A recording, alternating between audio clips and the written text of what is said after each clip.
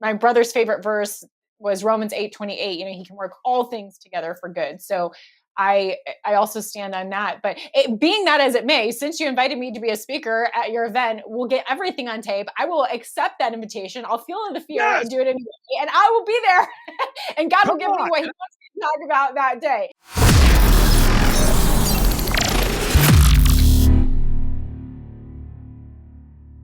There's been events that have been happening for a number of years now. You might have heard of them, Reawaken America, and they've all been able to happen thanks mostly in part to Clay Clark. He's the author of more than a dozen books, co-founder of 5 Humans, Kids, and the founder of an online business. Oh my gosh, I could spend the whole rest of the show talking about all that Clay Clark does and continues to do. So let's just go ahead and bring Clay Clark in. Thank you so much for coming back on with me. Man, you are a busy, busy man. Hey, thank you so much for allowing me to be here with you. You have such a great spirit, and I really do appreciate that, what you do. Thank you so much. So, oh my goodness, I didn't realize that this next Reawaken American tour that you have planned in June is going to be the final one. Well, it's like this. The way the tour started, I'll give you a quick history on that. I never sat down and thought, hey, you know what I'll do? I'll do a disruptive, unapologetic freedom tour thing. But I felt like that when the lockdowns, quarantines, curfews, and mandates happened, we all needed to use our time, treasure, and talents in some way to help save this republic. And I called General Flynn and I said, General Flynn, I've sued the mayor of Tulsa, turned my building into a church. I'm having rallies that are reaching thousands of people on a weekly basis. And I feel like we're supposed to team up now, sir, and do one event to share the truth about election fraud, medical fraud, religious fraud, and get people back to God. And now here we are on event 23. I think it's a great place to wrap up the tour. So Detroit, Michigan, that'll be June 7th and 8th. And for every event we have done and for every event that I ever will do, you can name your price. So if you're out there today and you want to attend this event, right now we just moved over 20% of the tickets are sold for this event. It's not until June. So we got 6 months, but we've already sold 20% of the tickets, and you can get your tickets at timetofreeamerica.com. Detroit, Michigan, June 7th and 8th, and you can name your price. Man, I feel like you're entering the pit though. Detroit, this is one that I definitely want to make because I'm from Toledo. I used to anchor the news there in Toledo. That's my hometown area, and that's only about an hour away from Detroit. So I figure I'll go visit my parents and then take the drive up to Detroit and be at this event. But Biden's talking about, we need to protect against the threat to democracy. Trump is a threat to democracy. And they're all parrots. They parrot the same thing. And it's so ridiculous because you have them removing people from not just Trump, but other people, efforts to remove them from the ballot, remove people's ability to choose as part of a democracy, and then calling that a defense of democracy. It's unbelievable and laughable that they're running on this. What do you make of it? Well, one thing while I'm thinking about it, I want to invite you. So I'm saying it on video, so you can't say that I didn't do it. I would love to invite you because I know it's a hometown for you. You're going to have a lot of family there. If you want to be one of the key speakers at the Reawaken Tour in Michigan, I'm inviting you right now. This is my official to you. So if you want to speak, you let me know. I'll make it happen for you. If not, I get it. But I really appreciate your voice and your energy and what you've been doing and what you are doing. And if that would help you have a little home crowd advantage, we'd love to have you. As far as, Biden and January 6th, I mean, January 6th is Eric Trump's birthday. And so I choose to celebrate Eric Trump Day on January 6th. My birthday is November 5th, so I'm hoping we can celebrate a victory during November 5th. But I just would say this. Joe Biden was the keynote speaker at the World Economic Forum in 2016. That's a fact. And as he was the keynote speaker at the World Economic Forum in 2016, he spoke specifically about mastering the fourth industrial revolution. And the fourth industrial revolution, mastering the fourth industrial revolution includes many points, but the following 3. 1 is to put RNA modifying nanotechnology under the skin of every single human. 2, it's to collapse the dollar and to roll out a universal basic income.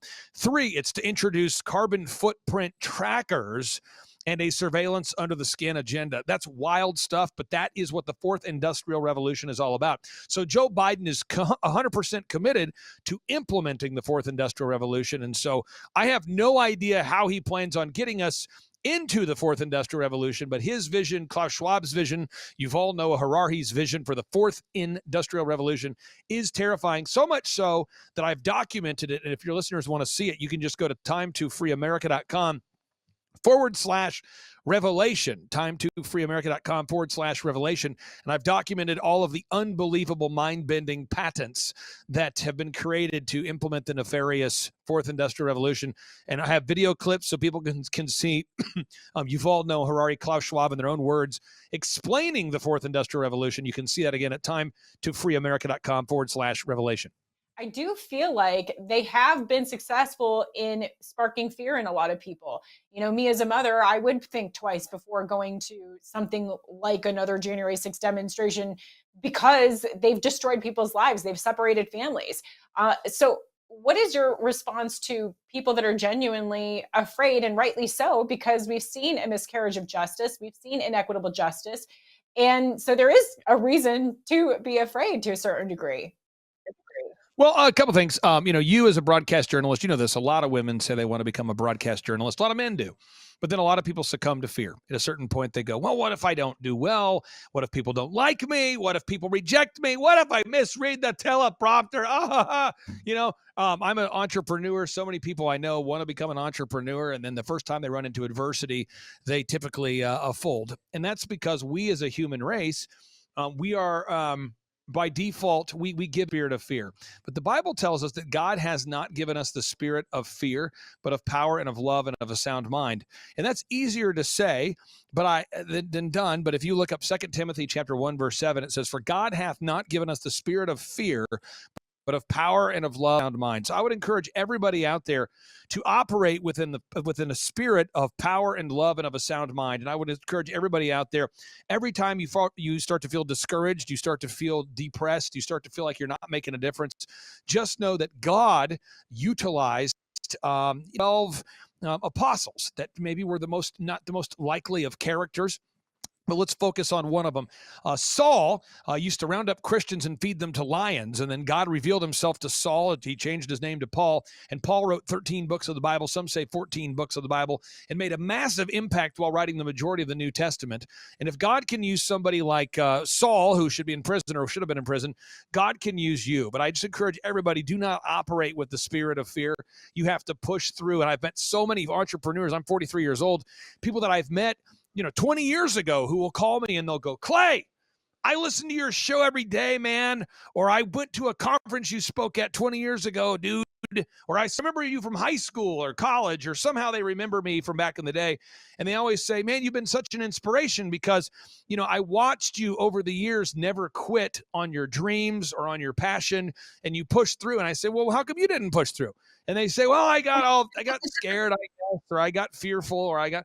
And all the ones I've met over the years who are successful or who are living their dream, they're all people that push through the fear. So once you find fear, you got to kick it into another gear, and you have to persevere. And you're going to find that by going to 2 Timothy chapter 1, verse 7. "For God hath not given us the spirit of fear, but of power and of love and of a sound mind." Absolutely. My dad always told us growing up, feel the fear and do it anyway. And he probably stole that from somebody else, but it was frequently said in our home, feel the fear and do it anyway. And so that's always been in my head growing up, because there were plenty of things that I was afraid to do, and becoming a news anchor was one of them. But I'm like, well, I'm going to just do it anyway and see what happens. So It's such a great reminder to hear you talk about how important it is to face our fears and be emboldened by Christ. His Holy Spirit lives within us, and we need to tap into that and remind ourselves of that. And nothing will happen to us that God doesn't allow. My brother's favorite verse was Romans 8:28. He can work all things together for good. So I also stand on that. But being that as it may, since you invited me to be a speaker at your event, we'll get everything on tape. I will accept that invitation. I'll feel the fear and do it anyway, and I will be there. And God will give me what He wants me to talk about that day.